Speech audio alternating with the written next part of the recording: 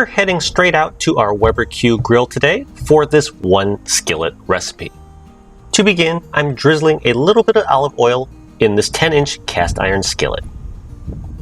Now I'll go ahead and pop the ignition and let this entire setup preheat for about 10 to 15 minutes. Partway through this preheating process though, it may be a good idea to rock your cast iron skillet back and forth a few times so that the heated oil can distribute evenly on the bottom of your skillet. Then close the lid and continue preheating. And after warming up the grill and the cast iron skillet for about 10 to 15 minutes, let's cook.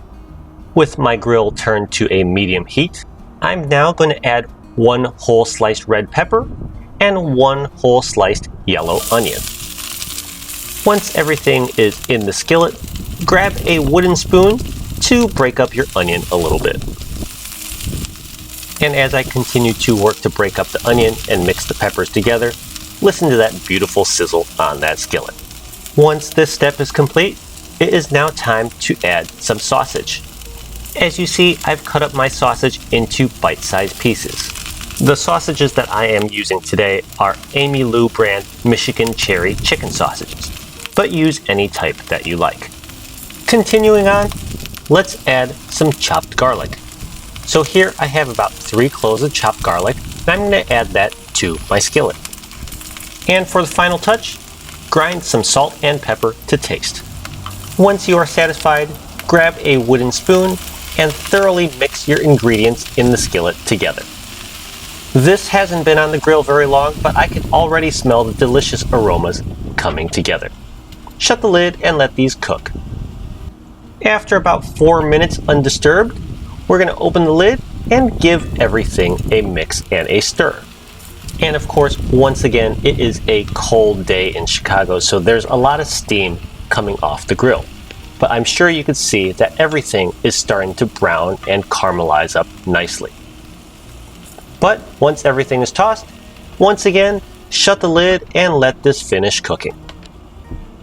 So after 4 minutes, or 8 minutes of total cook time on my grill, this dish should be done. I'm just giving everything a toss here to make sure everything is browned up nicely and tender.